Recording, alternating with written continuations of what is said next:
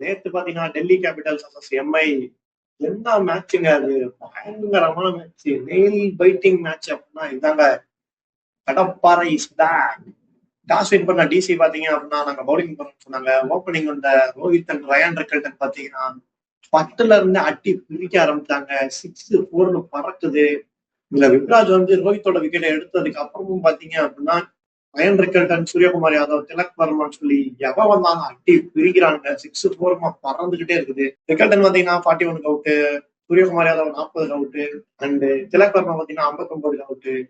இதுக்கப்புறம் பாத்தீங்க அப்படின்னா ஹர்திக் பாண்டியா வந்தாரு. 2 விப்ராஜோட பால் அவுட் ஆயிட்டாரு. கடைசியில நமன் டீரோட கேமியோ ஒரு 38 ரன்ஸ் சொல்லி டோட்டலா பாத்தீங்கன்னா மும்பை இந்தியன்ஸ் 205 ரன் அடிச்சாங்க. இந்த ஸ்கோர் பாத்தீங்கன்னா ஒரு 220, 230 போயிருக்க வேண்டியது. அந்த இடத்துலதான் குல்தீப் யாதவ் பயங்கரமான ஸ்டன்னிங்கா பவுலிங் போட்டாரு. வேற மாதிரி பவுலிங் குல்தீப் யாதவ். அதனால பாத்தீங்கன்னா 205க்கு 5 விக்கெட் சொல்லி மும்பை இந்தியன்ஸ் ஃபர்ஸ்ட் இன்னிங்ஸ் முடிச்சாங்க. செகண்ட் இன்னிங்ஸ்க்கு உள்ள வந்த Delhi Capitals opening batsman Jake ஃபிக்சன்பெர்க் அண்ட் அபிஷேக் பர்வல பாத்தீங்க அப்படின்னா மும்பை இந்தியன்ஸ் ஃபர்ஸ்ட் பால்லயே டாமினேட் பண்ணாங்க. ஃபர்ஸ்ட் பால்லயே ஜேக் ஃபிக்சன்பெர்க், தீபக் சகர் பயங்கரமான ஒரு டெலிவரி போட்டு விக்கெட் எடுத்தாரு. அதுக்கப்புறம் பாத்தீங்கன்னா அபிஷேக் பர்வல் அண்ட் கருண் நாயர் வந்தாங்க. கருண் நாயர் 2.0 அட்டி பிரிச்சு எடுத்துட்டாருங்க மும்பை இந்தியன்ஸ் பவுலரை. பும்ரா வந்து போல்ட் ஆகுதுன்னு சொல்லி எவன் போட்டாலும் அட்டிதான். 6-4 பறக்குது. 12 6 5-4 சொல்லி 222 ஸ்ட்ரைக் ரேட்ல 89 ரன் பயங்கரமா பெர்ஃபார்ம் பண்ணிட்டு இருந்தாரு கருண் நாயர். அந்த டைம்ல தான் மிச்சல் சாண்டர் ஒரு பால் போட்டாருங்க. என்ன டெலிவரிங்க அது! தட்டி தூக்குச்சுங்க பாலு.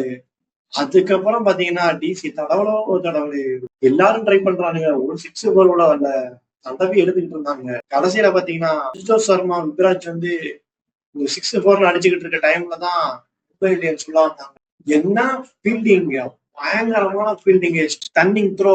19வது ஓவர்ல லாஸ்ட் 3 பாலுக்கு 3 ரன் அவுட்னு சொல்லி வேற மாதிரி ஃபீல்டிங் பண்ணாங்க. கடைசியில பாத்தீங்கன்னா 193 ரனுக்கு 10 விக்கெட்னு சொல்லி டெல்லி கேபிட்டல் தான் பட்டம் பண்ணி Mumbai Indians back to form சொல்லி இந்த மேட்ச் வின் பண்ணிட்டாங்க. என்னதான் மேட்ச் வின் பண்றதுக்கு அந்த 3 ரன் அவுட் தான் காரணமா இருந்தாங்க. இன்னும் 2 காரணம் இருக்கு. ஒண்ணு வந்து கரண் சர்மாவோட அந்த 3 விக்கெட் வேற மாதிரி ஸ்பெல் பண்ணாருங்க. செம்மையான ஸ்பெல்.